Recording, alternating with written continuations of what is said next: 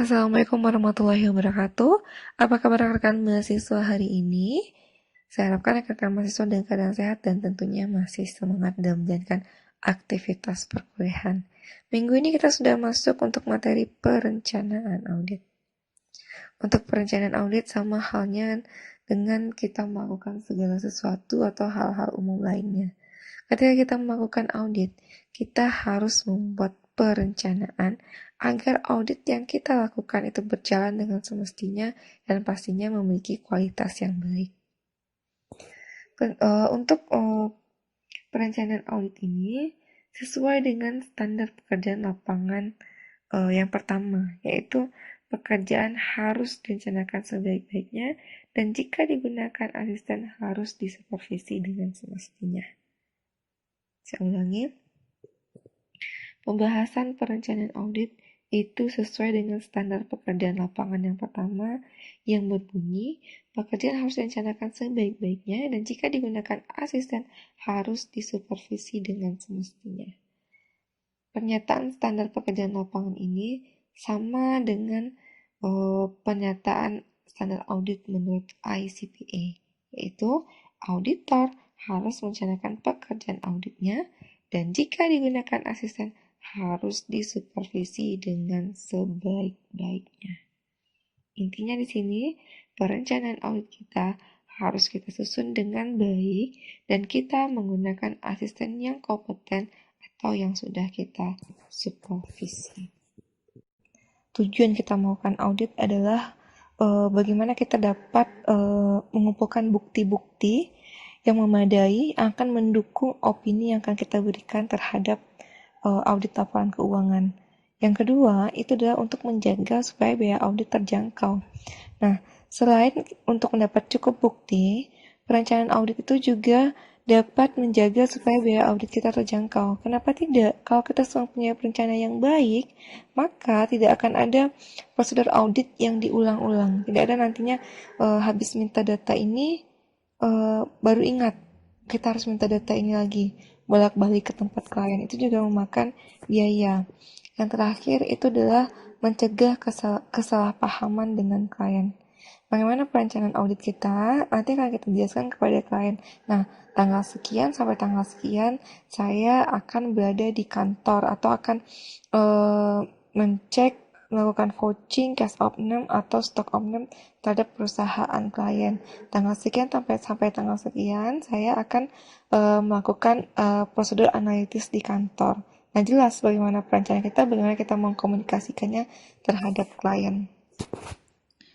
Nah, tahap-tahap perencanaan audit itu sendiri atau hal-hal yang biasa dilakukan dalam perencanaan audit itu, yang pertama, kita menerima klien dan melakukan perencanaan awal audit. Sudah pasti ya, kita terima kliennya, kemudian kita susun bagaimana rencana awal proses audit kita. Kemudian kita pahami bisnis dan industri klien kita tersebut, kita tindailah risiko bisnis klien. Baru kita lakukan yang namanya prosedur analisis awal. Setelah itu kita masuk untuk menentukan tingkat materialitas dan menilai risiko audit yang dapat diterima serta risiko bawaan. Berikutnya kita akan pahami bagaimana penilaian internal dan menilai risiko kecurangan terhadap pengendalian. Next, kita akan dapatkan informasi untuk menilai risiko kecurangan dan terakhir kita kembangkan keseluruhan perencanaan audit dan program audit. Ya, yang akan kita bahas minggu ini yaitu adalah mulai dari bagaimana kita menerima klien sampai kita melakukan prosedur analisis awal.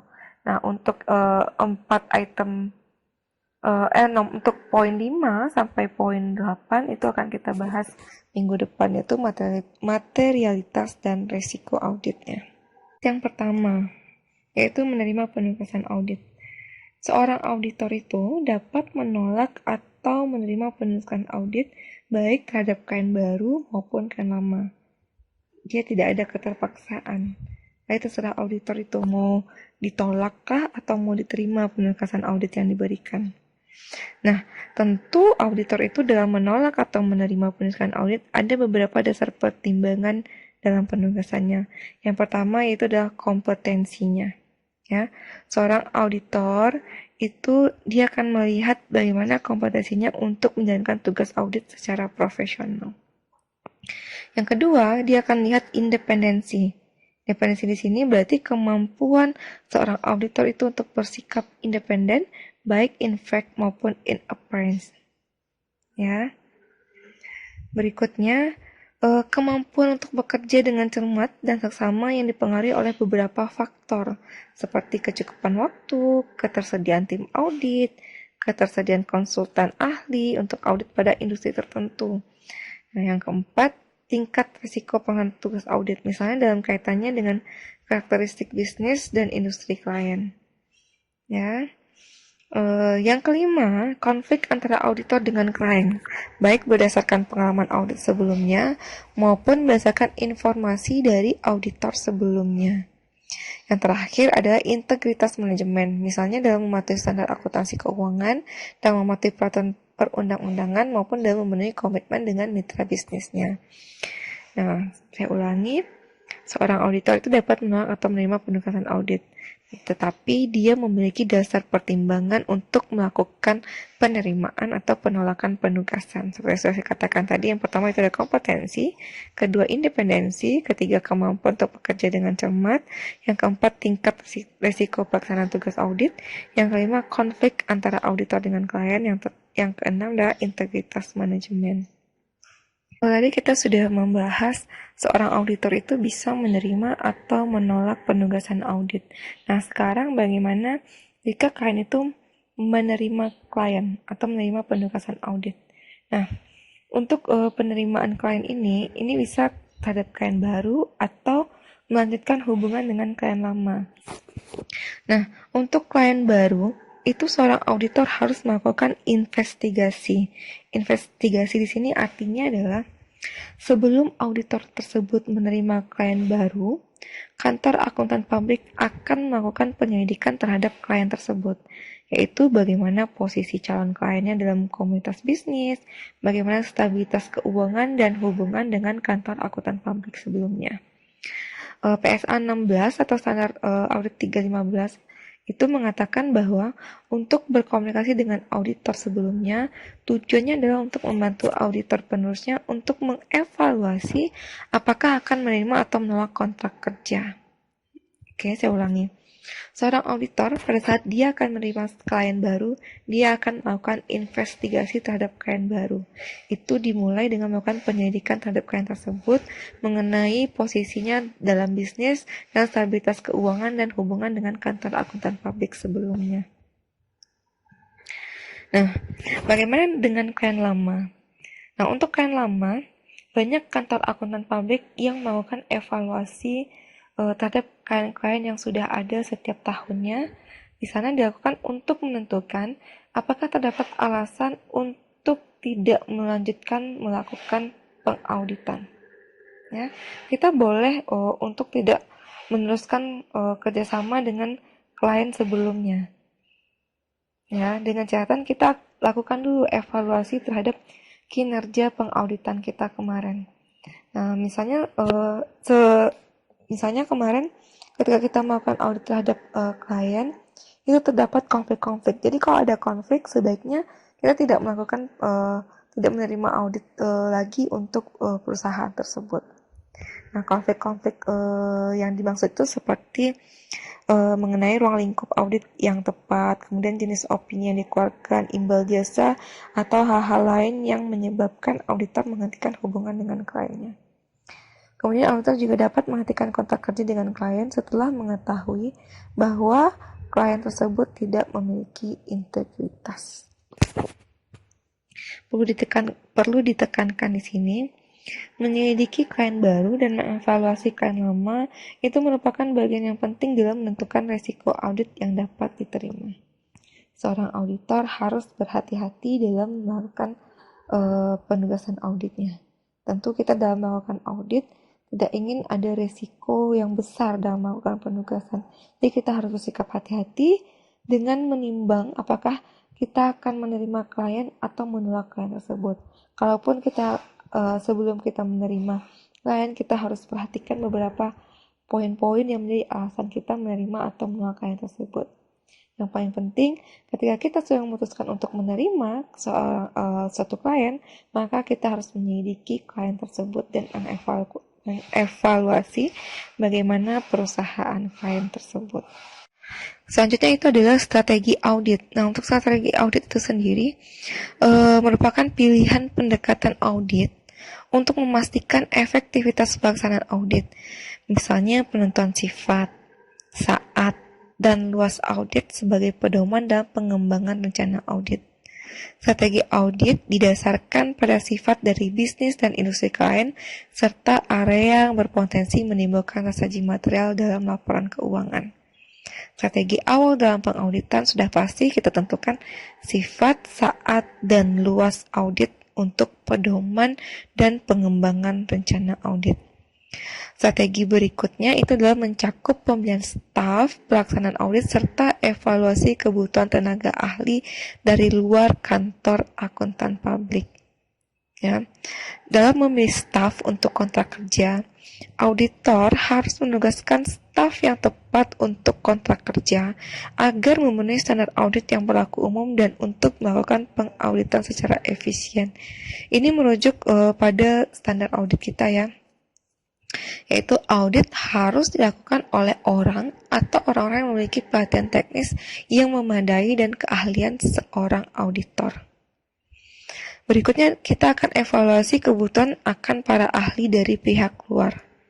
Standar Audit 336 memuat ketentuan untuk memilih ahli dan menelaah pekerjaan mereka.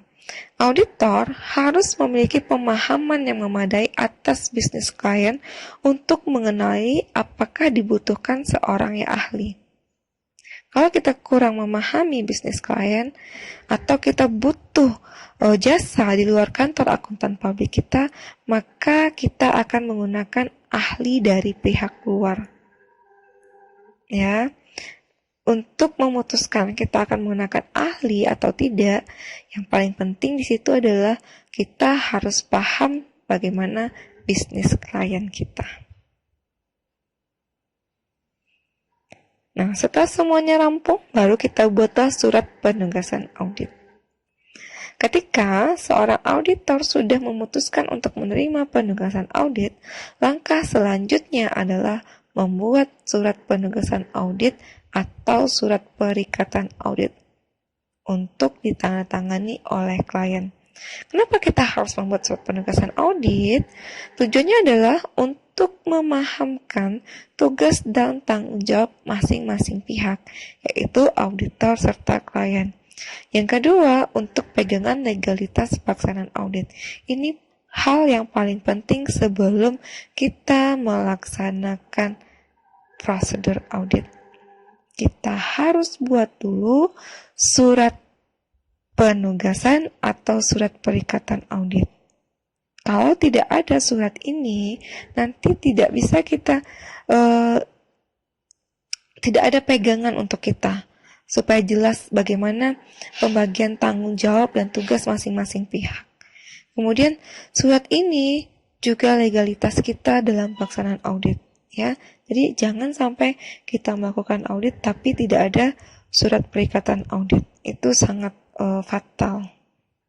Selanjutnya kita akan bahas yaitu memahami bisnis dan industri klien. Tujuan kita untuk memahami bisnis dan industri klien adalah untuk mengidentifikasi serta mengukur potensi risiko sasaji material, baik yang disebabkan oleh kesalahan maupun yang disebabkan oleh kecurangan.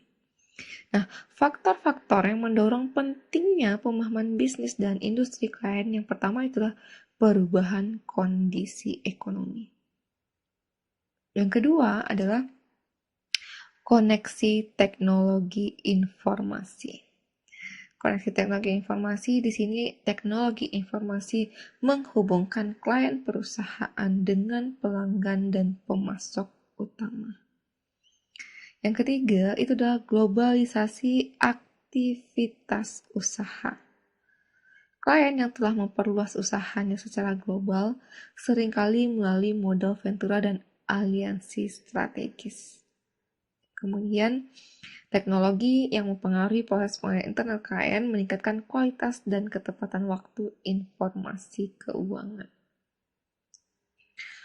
Yang keempat adalah kompleksitas akuntansi karena meningkatnya investasi sumber daya manusia dan aset tak berwujud lainnya. Makin pentingnya sumber daya manusia dan aset tak berwujud lainnya telah meningkatkan kompleksitas akuntansi dan pentingnya penilaian dan estimasi manajemen. Kemudian, meningkatnya kompleksitas investasi pada instrumen keuangan, dan terakhir adalah keunikan praktik akuntansi termasuk kompleksitas standar akuntansi yang berlaku pada industri tertentu.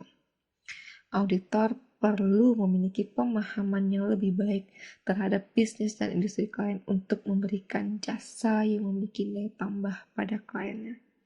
Maka faktor-faktor yang saya sebutkan tadi itu dapat meningkatkan pemahaman auditor terhadap bisnis dan industri klien. Nah, dalam hal memahami operasi dan proses bisnis, hal yang kita lakukan yang pertama itu sudah pasti kita akan lakukan observasi fasilitas dan kegiatan operasionalnya. Yang kedua, kita identifikasi pihak terkait, yaitu pihak-pihak yang mendapat pengaruh manajemen.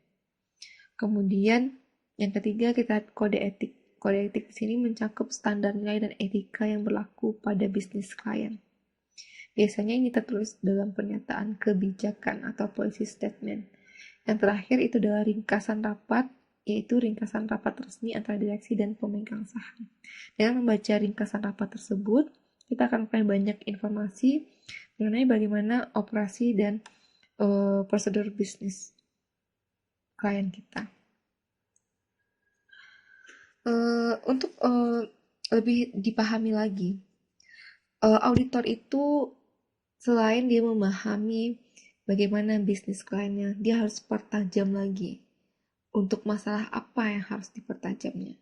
Nah, auditor perlu memahami tujuan dan strategi bisnis klien, terutama yang berhubungan dengan masalah keandalan laporan keuangan, efektivitas dan efisiensi operasi, dan kepatuhan terhadap hukum dan peraturan. Ya, 3 poin ini adalah hal utama yang harus dipahami oleh auditor terhadap bisnis dan industri klien. Kita masuk ke poin berikutnya, itulah menilai risiko bisnis klien. Auditor itu harus menggunakan pengetahuan yang diperolehnya dari pemahaman strategi atas bisnis dan industri klien untuk menilai risiko bisnis klien, yaitu risiko bahwa klien akan gagal mencapai tujuannya. Nah, pemahaman kita terhadap bisnis klien erat kaitannya dengan penilaian risiko bisnis klien. Di poin sebelumnya itu kan mengatakan memahami bisnis dan industri klien. Poin berikutnya menilai risiko bisnis klien. Bagaimana seorang auditor bisa menilai risiko bisnis klien? Yaitu dengan memahami bisnis klien dari informasi, dari pemahaman terhadap bisnis klien tersebut, maka seorang auditor akan mengetahui atau akan menilai risiko bisnis kliennya tersebut. Saya ulangi lagi, menilai risiko bisnis klien itu diperoleh atau kita dapatkan dari pengetahuan auditor terhadap pemahaman atas bisnis klien tersebut. Untuk asesmen saji material, kepentingan utama auditor adalah dia mampu untuk mengungkapkan saji material dalam laporan keuangan. Asesmen saji material ini merupakan langkah terakhir dari 4 prosedur sebagai berikut. Yang pertama, kita pahami bisnis dan industri. Yang kedua, kita ukur resiko bisnis. Yang ketiga, pahami sistem pengendalian intern. Yang terakhir, kita ukur resiko saji material dalam laporan keuangan. Ya, untuk resiko ataupun seperti yang saya jelaskan tadi, untuk mengukur satu resiko itu diawali dari memahami bisnis dan industri klien. Kesimpulannya terhadap pemahaman bisnis dan risiko klien ini, tujuan utama perencanaan audit itu adalah mendapatkan pemahaman atas bisnis dan industri klien. Pemahaman yang kita peroleh itu dapat kita gunakan untuk menilai risiko audit yang dapat diterima klien dan risiko saji material dari laporan keuangan. Saya ulangi. tujuan utama perencanaan audit itu untuk mendapat pemahaman atas bisnis dan industri klien yang digunakan untuk menilai resiko audit yang dapat diterima, kemudian resiko bisnis klien, dan resiko saji material dalam laporan keuangan. Jadi, perencanaan audit ini, dengan kita lakukan perencanaan audit, kita dapat memahami bisnis dan industri klien. Setelah kita memiliki pemahaman atas bisnis dan industri klien, itu kita dapat menilai risiko audit, kemudian kita juga dapat menilai risiko bisnis klien, dan menilai risiko saji material dalam laporan keuangan. Next, atau nomor 4 atau poin terakhir yang kita bahas yaitu adalah prosedur analitis. Dalam prosedur analitis, angka-angka dalam laporan keuangan, baik angka absolut maupun angka relatif, akan dibandingkan dengan angka pembanding. Angka pembanding itu mencangkup angka tahun lalu, angka anggaran, angka rata-rata industri. Ya, prosedur analitis berarti pada prosedur analitis ini kita sudah melihat angka-angka ya. Angka-angka dalam laporan keuangan itu nanti akan kita bandingkan dengan angka tahun lalu. Contoh, ketika kita melihat laporan keuangan, misalnya kita melakukan audit untuk tahun ini, kita akan bandingkan angka laporan keuangan tahun lalu. Kemudian kita akan sesuaikan anggarannya. Anggaran kita segini, realisasinya berapa. Nanti kita juga akan cek angka rata-rata pada industri tersebut. Normalnya, angka yang tersaji dalam laporan keuangan tidak akan berbeda jauh dengan angka pembandingnya. Jadi, angka, misalkan nih, posisi keuangan untuk tahun 2019 tidak akan jauh berbeda dengan tahun 2018. Ya, dari situ kita dapat melihat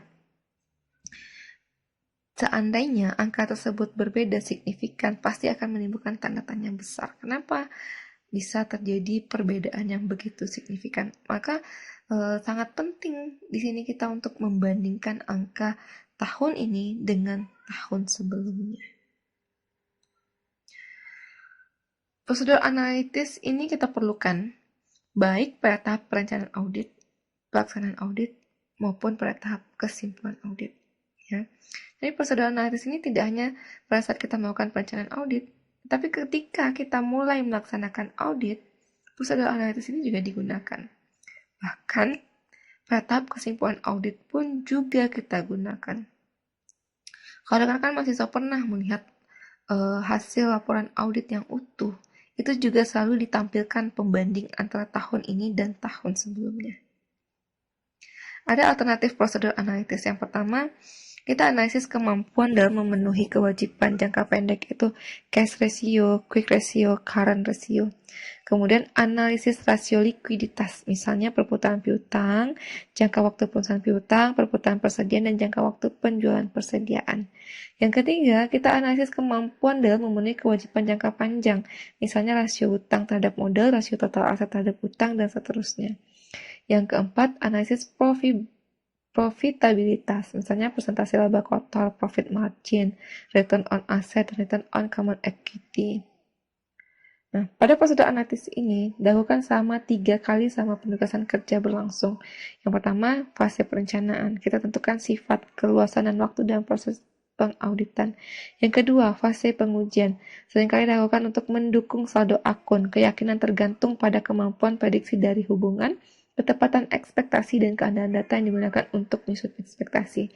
Ketiga, fase penyelesaian yaitu review akhir atas saji material atau masalah keuangan dan membantu auditor mengambil pandangan objektif. Oke, untuk rumus-rumus analisisnya bisa dilihat ya, seperti contoh rumus rasio kas, quick ratio, current ratio, account receivable, perputaran persediaan, kemudian debt to equity, time interest and earning per share, gross profit persen, profit margin, return on asset, return on common equity, dan lain sebagainya. Saya rasa cukup untuk materi kita hari ini. Terima kasih. Saya akhiri. Assalamualaikum warahmatullahi wabarakatuh.